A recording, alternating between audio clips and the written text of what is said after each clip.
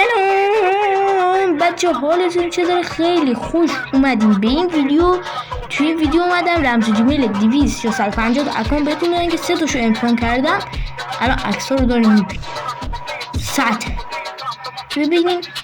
اصلا خودم اون اکانت ها رو نگرفتم، گذاشتم برای شما. بعد من ویدیو رو عقب جلو نزنین که اکانت رو بهتون برسه. اون کسایی که عقب جلو میزنن بهشون اکانت نمیرسه، مطمئن باشین. و این من مورد بودم یارم داشت بازی میکرد و یه اسکرین شات از این کمبو بگیرین و بهتون میگم مرد. همین و بهتون بگم که نوب بود مرد. خب یارو رو میزنید و فیلروت میکرد. خب حالا بگذاریم اینجا، بریم پیپی 19 رو برداریم. همین الان برو لایک کن، سابسکرایب کن، زنگوله بی پدر بغلم بزن، یک کامنت هم بنویس. خدا وکیلی ارزش نداره این کار. تو دیگه هزار تا شیر از اگر 200 اکام بگیری یه عکسم از این، از اگر 200 اکام بگیری یه کمکی هم به ما. برو لایک کن، چنل رو سابسکرایب کن، زنگوله بی پدر بغلم بزن، کامنت هم بذار.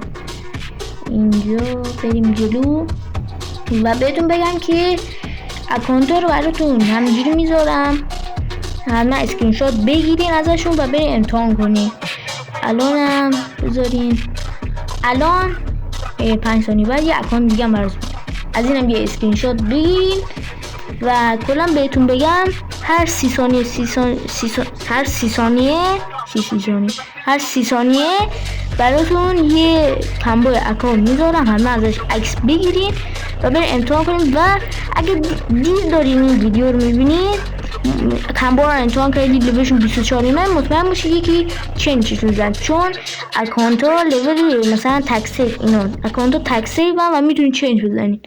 الان یه اسکرین شات هم از این بگیرین و کلا 1 ثانیه تو ویدیو سعی کنین که عقب جلو نزنین و حتما اسکرین شات اکانت ها رو بگیرین برین امتحان کنین.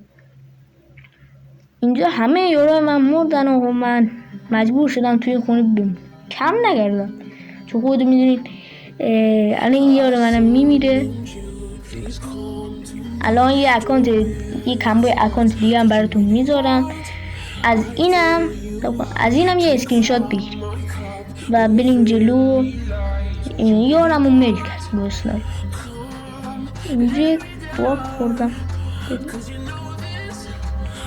اینو زدیم و این اونجا را به اونور نمیم. چرا؟ چون ممکنه اینجا چرا دمجه، چون ممکنه یارو اونور خط گرفته باشه و من برم اونجا یارو منو بزنه.